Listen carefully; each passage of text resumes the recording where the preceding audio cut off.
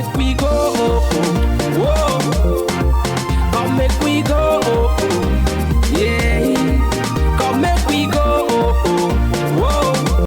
Hello everyone, welcome to part 2 of the handmade lock extensions videos.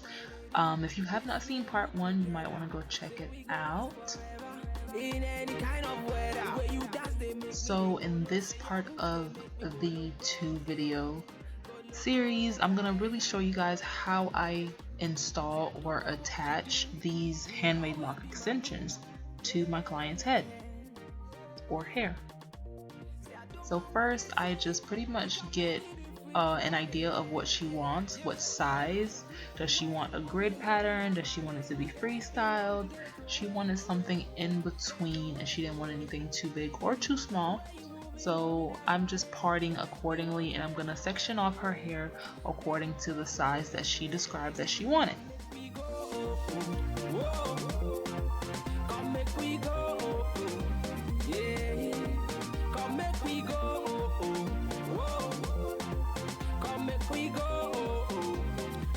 So once I have the section that I'm gonna attach the lock to, I just go ahead and trim off the excess, because some of the locks that I made had longer or shorter, not really shorter, but longer loose parts that I'm going to attach. So I just kind of lightly and subtly just trim that away before I start attaching. So just as you saw there, it's just that simple. I just add the loose hair of the extension to my client's loose hair and just start crocheting the same method that I used to make the lock. So I'm just pulling hair from the outside of the lock to the inside of the lock, from the outside of the lock to the inside of the lock, and I keep rolling it under my fingers to make sure that the lock comes out uniformed, it comes out round and not flat. And I'm also starting from her roots, because I don't want to go from the base to the root, because that would actually hurt. So I'm going from the root to the base, or where the loose hair meets the actual lock part, if that makes sense.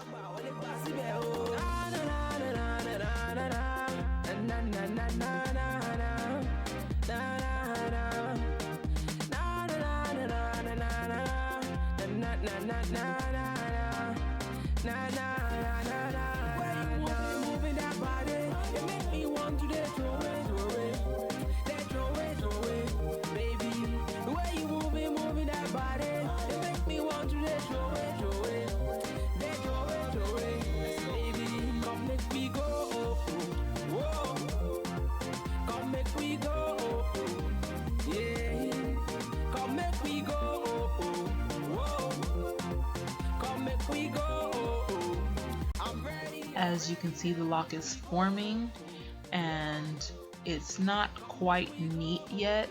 There's still a lot of frizz. However, it's still to the point where it's really secure. It really couldn't even be pulled out at this point if you tried to tug on it. However, we still had a lot of frizz to pull from the outside to the inside of the lock, or of the attachment area. Yeah.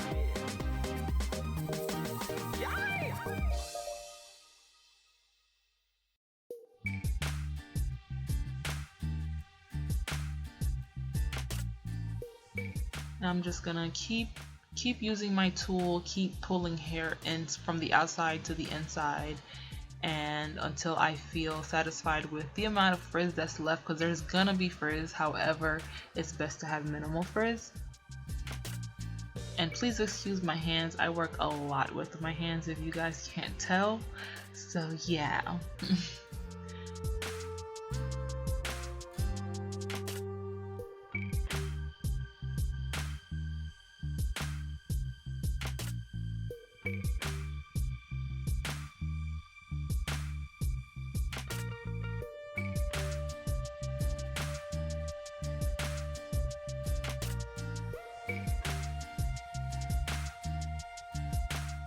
This part actually is a lot faster than making the lock.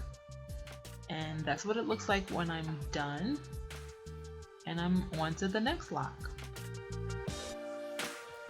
This part is very simple, it's very quick, and it takes, I think it took me about 2 minutes per attachment, where it took me about 6 to 7 minutes to make one lock.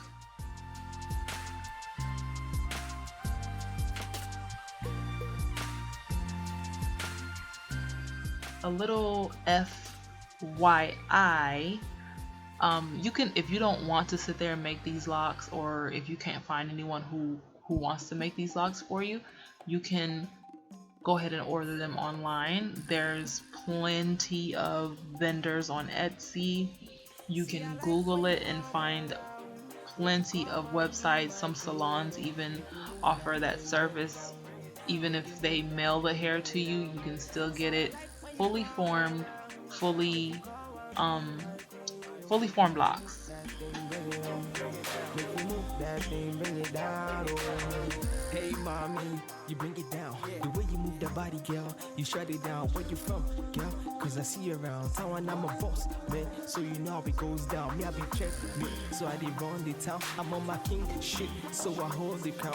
I did rap, I did sing, I did bust flows. I did drive around town and I did do shows. Take it down for me, take it down for me. The way you move your sexy body, take it down for me. The way you rockin' all the show, take it down for me. Take it down for me, take it down for me. Call me Dragon Boy, cause I spit fire. All your best MCs are make them retire. Body smoking, girl, you are a bonfire. So let's love spread like a wildfire. See, I like when you come around. Make you come and be my hero. Make you move that thing, bring it down. Make you move that thing, bring it down. Okay, and now I'm gonna start working in the front because I want to make sure I get the parting in the front exactly how she wants it, and then I'm gonna go back and work in the middle of her head. And once again, it's the same technique as all the other locks that I've already done. The only difference with this one is I'm a little bit more cautious because the hair around the perimeter of the head is usually the most fragile and it's usually the most inconsistent. For example, in the middle of your head, you have a section of hair. Every single area in that section of hair pretty much is the same density, the same population of follicles, but in the front of your head it is not the same. You have some spots that are thinner, thicker, it's just not the same. Therefore, I'm a little bit more careful when it comes to the front, and you have to be more generous when it comes to the front also, because you don't want to have a whole bunch of little thin struggling locks in the front. And that goes for just starting locks naturally with no extensions or adding extensions. Either way, you want to think of it in the long term. You want to think of what the locks are going to look like a year from now. How will they hold up, and will it be too much tension for the hair? Like, the hair to lock ratio has to be somewhat close, if not very close.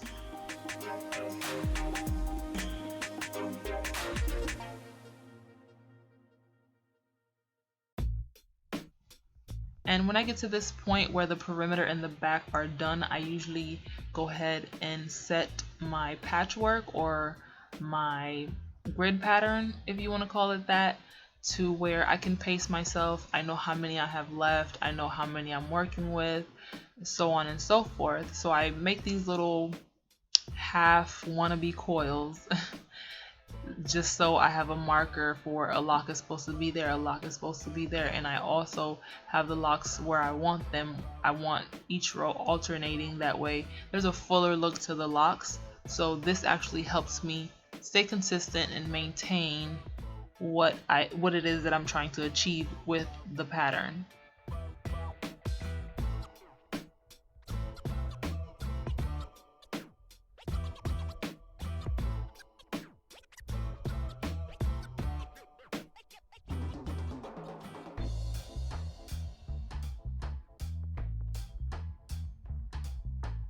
Alright, and here I'm going to show you guys just a little quick repair, and it's just when I had one lock that was a little bit longer than the rest of them. So what I did was I cut that excess off, then I went ahead and picked out some hair. Although it really would not have unraveled, I just wanted the ends to look neat and rounded off and not blunt. So I'm taking the excess hair that I pulled out and just pulling it back in with the hook. And that's that. And here's the finished product, completely done. What I'm gonna do after this is I'm gonna go ahead and twist her hair. I can't say retwist because it's the first time, so I guess twist her hair. And here's a shot of her roots and how it blended in very well with the extensions.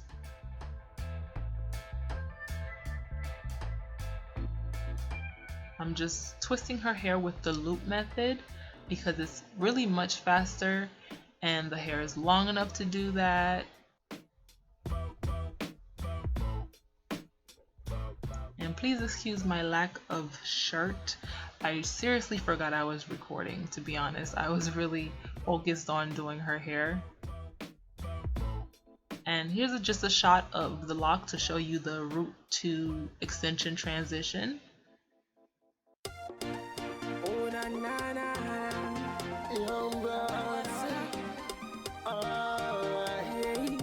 Here I'm just doing the front of her head. I usually retwist the front last because I feel like that's like the polishing or the kind of like the final part to me. So that's what I do last.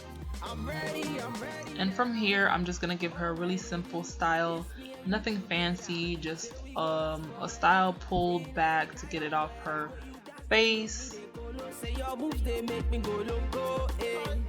She feeling herself. I don't mind what you do, you will always be my boo.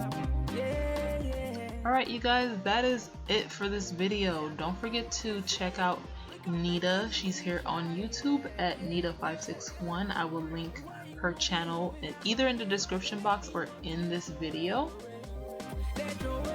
Thank you guys for watching, and as always I will see you guys in my next video.